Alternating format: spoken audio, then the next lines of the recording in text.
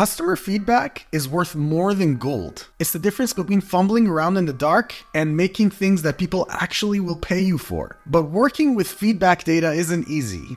It's a ton of unstructured text, and what you want is a nice summarized list of your strengths and weaknesses so that you can focus on the right areas. Well, after watching this video, you're going to be able to do just that. Using what you're going to learn in this video, you're going to be able to take this set of unstructured G2 reviews and turn them into this, where at a glance, you can see your customers' likes and dislikes and be able to dive into the topics of each of these reviews like never before. Let's dive right in. Today, we're going to be focusing on product reviews that we get from G2. If you're not familiar with G2, it's one of the largest review platforms for software out there. Now, while that's going to be the focus of this video, it's important to note that your learnings here can be applied to any kind of feedback. That could be product feedback, it could be support tickets, any kind of reviews really, and it can even be applied to social feeds. The key is going to be finding those clusters of similar feedback and giving it a label that you can understand at a glance. For example, in the reviews we're visualizing here, we can see that this yellow cluster is all the customer feedback that included a reference to reporting features needing improvement. Now let's look at the high-level view of the kind of pipeline it takes to build this kind of feature. We can see it's comprised of multiple steps, and I'm going to be diving into each one of these separately. So let's start with the first one here. Downloading the reviews. In this project, I'm going to be using Apify as a scraping engine to get the reviews off of the website. Apify is very easy to use and it already has lots of different kinds of scrapers. These scrapers are called actors in Apify lingo. We're going to be passing the list of products that we want scraped to Apify, and it'll spit back out a JSON, which we can then turn into a pandas data frame to do further data processing. Once we have our reviews, we need to actually split each review up. Each review is actually fairly long and it's comprised of multiple sentences. So the reviewer can be mentioning multiple things they dislike about the product, and we want to treat all of those separately. So in this stage, what we're going to do is we're going to take those reviews and split them by sentences. Sentences aren't the only way to split these. You can split them by paragraphs, you can come up with your own custom splitter, but I found splitting by sentences to be a good enough mechanism for what we're doing here. So here you can see that in the original review, it says their UI is very clunky and hard to use, and they also don't allow you to download the data. We just split this by sentence, so for that one row, we get two rows, one with their UI is clunky, and the other one with you're not allowed to download the data. Then we have this optional step of categorizing the sentiment of the review. In most reviews, you actually just have a block of text. There's no differentiation between things they like and things they dislike. You might run it through some kind of pipeline so that if someone says their customer support agents are super quick, that's a positive sentiment. And if someone says their UI is clunky and hard to use, that's a negative sentiment. Now, we're lucky here in that G2 actually natively splits the reviews into likes, dislikes, and use cases. So for this project, we're going to skip this step, but I wanted to call it out specifically here because this is such a key step in the pipeline. This is what allows you to differentiate things they like versus things they don't like, your strengths versus your weaknesses. And it's also not limited to just positive and negative sentiment. You can actually do some emotion recognition on the text here. What are users frustrated about? What are they excited about? All these things is metadata that you can attach to those reviews that later is going to help you slice and dice those clusters. So at this step, we have our reviews, we've split them into buckets of positive and negative, and now we need to take reviews that are similar to each other and put them close together. One concept that's going to help us do this is embeddings. Embeddings are a way of representing things like text, images, or audio as a position in space. This position in space is like a coordinate. You and I are used to positions in space like left, right, up, down in 3D space, but the axes don't have to be a position, they can be anything. For example, what if instead of a three-dimensional positional space, we had a two-dimensional space with experience as the x-axis and leadership on the y-axis. Then if we wanted to represent some words in this space, it might look something like this, where you have a student, low-ish in experience, and low in leadership. And if you go in this direction by this distance, you get to teacher, which is a higher level of leadership and a higher level of experience. Similarly, if you take a junior developer and you go in the same direction and same magnitude, you might see another point that says team lead. Now, these are just two dimensions I picked randomly for the sake of demonstration, but these days we have some amazing text models that have these embeddings that they've learned that are hundreds of dimensions deep. These advanced embeddings are really good at putting semantically similar things close together in their embedding space. This is exactly what we wanted. We wanted to take those reviews, those concepts that were similar to each other and put them close together. So what we're going to do is we're going to take all those sentences in the reviews and we're going to get their embeddings so we can put similar things close to each other. Once we've done that, we can use some of our classic clustering algorithms to identify the cluster of points that should be together. For example, here, this set of points were close to each other in this 2D space. So we've given that a label of red, and these points here were farther from the other cluster, but they were close to each other, so we gave them the label blue. We can interpret each of these clusters as a single topic.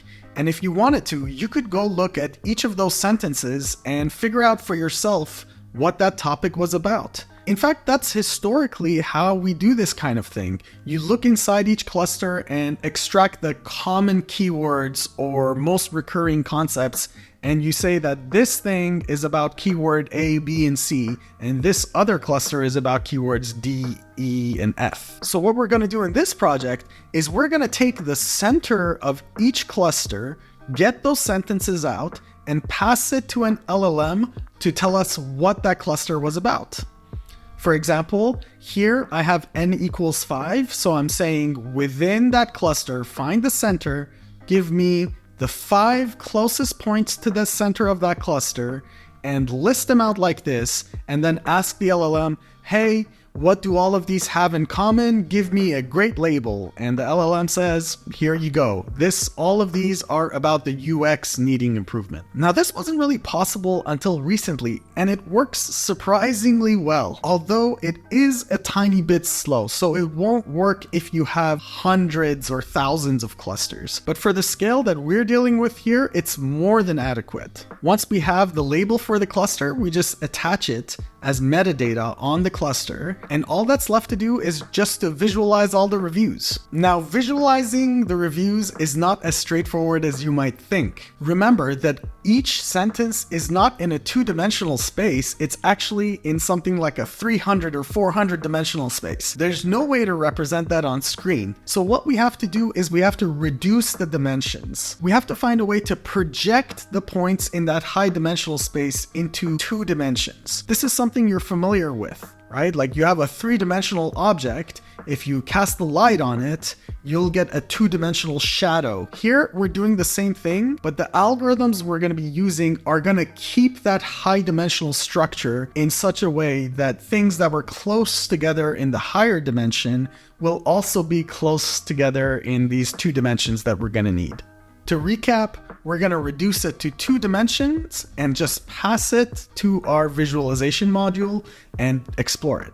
Once you do all that, you'll end up with something like this. This is just a Streamlit app, which is a very quick way to build UIs for data science projects. You can see that we're leveraging all the metadata from the reviews. For example, here we have filters on the review date. We can filter the reviews by a particular date. We can filter it by segment, whether the review came from enterprise type company or small business, the source of the review, if it was incentivized, organic, etc. And of course, the review type. You can see that I've chosen dislikes for the Workday Adaptive Planning software. And here we can see the challenges that people are having with this kind of thing. For example, this yellow cluster says they have complex and time-consuming reporting. So hovering over, you can see one thing that has been a struggle for our institution is reporting. I do not love its reporting capabilities. I really dislike HTML reporting. Learning curve for reporting, the unstickiness of the interface. Let's take a look at dislikes for another company, Anaplan. So here, this purple cluster is costly licensing issues. I believe that licensing can be a bit expensive compared to other tools. It's quite high. Your company needs to have good profit to afford it. That's one cluster. What's this huge cluster here? Complex and time-intensive implementation. You need an Anaplan expert to help develop the initial application to ensure that the overall architecture is built sustainably. Users need to take Anaplan training. Anaplan can be costly for some small industries and hence make it difficult for them to adopt. Now, these aren't always perfectly categorized like I've been showing, so if we look a little bit more, you can see some items that are not exactly a fit. For example, Anaplan is not a platform to use for one-off, one-time calculations. The important thing to note here is that this is not going to be perfect. You need to fine-tune it to your own use case. Speaking of use case, I can highlight this by looking at the use cases for Anaplan. For example, if you go here, you can see that the review text is highly recommended for finance, HR, and supply. Well, that was just one sentence from that review. It doesn't really say much about the use case in a useful way. So maybe a different splitting technique might be useful for you. On this dataset, I tried splitting by paragraph, but didn't get as good results. There are other advanced ways of splitting text that could work better for you. Or maybe you want to change your clustering parameters such that, some of these items here, down here, would be one cluster, or some of these items up here would be a different cluster. You have to fine-tune all the parameters for your use case, otherwise you're not going to get good results. Furthermore, in a production application of such a system, you cannot just provide the clusters and say, here you go, that's it. You have to provide a way to merge certain clusters together, to delete some topics, to delete outliers, all these kinds of things that make for a robust topic modeling solution. All right, let's dive into the code, shall we? So as usual, I have a GitHub repo with the link in the description where you can download this project and run it on your own machine. Coming over to the GitHub repo, you can see at the top, I give a high-level overview of the process, just like I described to you in this video. And then to get started, you actually need to clone the repo, create a virtual environment. My preferred way is Conda because you can also specify the Python version. Install the dependencies, and from there, if you just want to get started, you just have to rename the env.example to .env and provide your own OpenAI API key, because I'm actually using OpenAI's GPTs for the LLM. And then you can just say Streamlit run Streamlit app. And that should spin up a web browser and show you an interface similar to what I showed you earlier. If, on the other hand, you want to actually try this for other G2 product reviews, keep watching, because I'm going to actually walk through the project step by step and show you all the places that you need to change stuff to make that happen. All right, step one is to get your data. To do this, you're going to need an Apify account. Now, I went ahead and registered. I actually never paid. When you register, you start off with a $5 credit. And if you look here, doing all these runs here, I barely used 5 cents. So you can definitely get started with the free tier and get a ton of data before you have to pay. Now, if I go to the store here, you can see they have lots of different scrapers. I used their default G2 Explorer scraper, and this one is pretty decent. It expects a list of product slugs. And then from there, you have some options here that you can set. For example, what is the sorting? What is the limit? I set that limit to like 50,000 so I get all the reviews. And you can even try it in the browser. So if I just hit start here, you will be able to see the run looks something like this. It essentially goes to that page and gets all the data and makes it available to you in a table format, which you can download, or JSON, which is what we actually use. We're not actually going to be using the web interface. We're going to be using it programmatically, which means to access this, we're going to need some kind of API token. To find that, I'm just going to go to the settings page here and go to integrations. And here I can either add a new token to use for this app, or I can just take a look at the default token that they provide. Now, if you work with LLMs and you're using LangChain, it's worth noting that they do have a direct integration with LangChain, which means you can use the Apify actor as a document loader, so you don't have to call the SDK manually. All right, once you got your token, just come over here to the root directory of the project, go to the .env.example file, and pop that token right here. The OpenAI key is also mandatory if you're going to be using this. And once you're set here, just rename this file instead of .env.example, just .env. That'll make it available to the application to use upon startup. And don't worry, I'm going to revoke these tokens before I publish. Next up, you can just provide the slugs that you want scraped, and these come from here. So on a review, in the URL, you see between product and reviews, you see this thing here. Gather the slugs for all the companies you want to scrape and pop them here. Once you've done that, all you got to do is run this Python script, which is just Python create dataset, and that will start the scraper, and it'll be done in a few seconds. Once it's finished, you will see that it'll pop all of those reviews in here in this JSON file.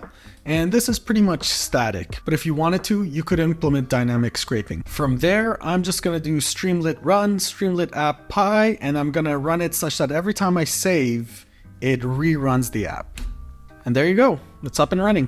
Now, if you look at the raw data, you can see there are lots of attributes you can use to slice and dice the reviews, but there are a few things I wanna call out, namely that the actual answers, what you like about the company, what you dislike about the company, what recommendations you have to other users, and what is your use case. These come in this array form. So we have to do some data processing to make that happen.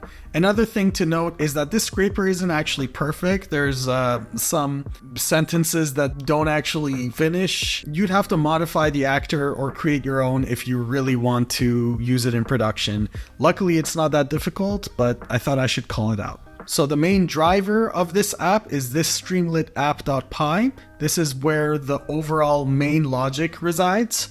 And you can see that before we do anything, the first step we do is we pre-process the data and we pass it that JSON file. If we dive in here, you can see we're just loading the JSON file, turning it into a data frame. We're renaming some columns so that we can extract things like the likes, dislikes, recommendations, use cases, and we're parsing the dates. That's the main things we're doing there. Then moving on, you can see here we're defining the radio button, and based on what was chosen, we're actually only filtering to reviews of that type.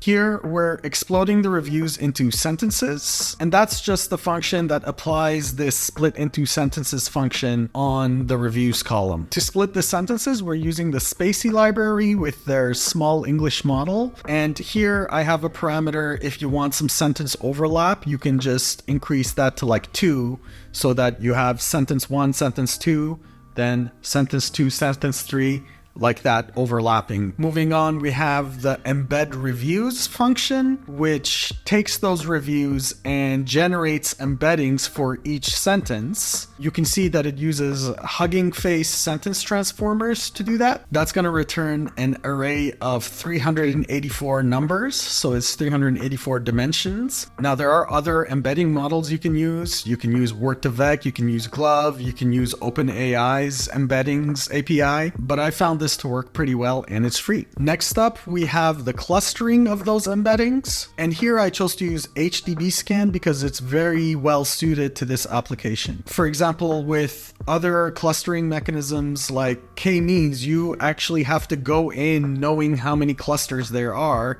And I didn't want to do that. I wanted something more hands-off. And similarly, other clustering mechanisms might assume that the clusters are of similar size or density, and that's not the case here. HDBScan is also very good at handling noise and keeping outliers out of the final clusters. And finally, it's just less sensitive to your choice of parameters, so you end up with a much more stable set of clusters. So at this point, this function will return a cluster label, and it's going to be like 0, 1, 2, 3, etc. And we need to name them. So now we want to find the center of each cluster and find the 30 closest sentences to the center of that cluster. And that's what this function does. So if we go in here, you can see that all it's doing some geometry to find the closest points to the center of that cluster, and then returning those closest points in this text array. Now for the fun part, we take those reviews and we want to pass it to the LLM. So we do that with this summarize sequential. All this does is for each cluster, it sends that set of reviews to some prompt template, and I also pass what kind of review type it is. So in this case, they're talking about their likes about the product or dislikes about the product or the use cases. And the prompt template looks something like this. You are an expert summarizer with the ability to find patterns in a set of customer reviews and summarize them into a single concise label. Provide a single short 3 to 10 word label that encapsulates the key points in the reviews. The labels you provide should not be longer than a few words, and ensure that it's not too vague. The reviews are enclosed in triple backticks. And here's where I pass the review type text. So the reviews are describing, and then here we'll fill in the user's likes about the product. If it seems like most of the reviews are not describing that, simply return uncategorized. And then we give it a few shot examples so that it gets better at doing that. So example 1, here it is, UI's buggy, slow to respond, but it's been getting better. So I am including a little bit of a noisy data set here. I think they could use more integrations. The user interface could also use some love. It's finicky and confusing. So these would be labeled UI is hard to use. The common theme between these three is UI hard to use. Similarly, for example 2, we have some things around licensing and price point and pricing model, and these are expensive and confusing pricing model. So then I finally pass it the final set of reviews. So review 1 to review 30, and I ask for the label. You can see here that we're defining the chain in LangChain's new syntax. So it's just saying that prompt template, piping it through to the LLM, which is passed in. You can use GPT 3.5 or GPT-4, and we're just simply getting the string out. And finally, we're invoking it and passing it those variables so it can fill in the prompt template. As a final step, before we can visualize it, we need to reduce the dimensions to 2 dimensions so we can view it in 2D, because that's what our screens are. To do the dimensionality reduction, I'm using UMAP. UMAP is excellent at reducing the dimensions in a way that keeps its global structure in the higher dimensional space, and it's very easy to use. We pass all of that, the 2D coordinates, the cluster labels, the review text, to some visualization function, which uses Plotly to just plot it out onto the interface. And that concludes the walkthrough of the code. This was just meant as a way for you to start exploring the code base and getting your hands dirty, because that's how you learn. All right, folks, we've made it to the end of the video. Thanks for sticking with me till the end. You deserve a prize, and that prize is knowledge.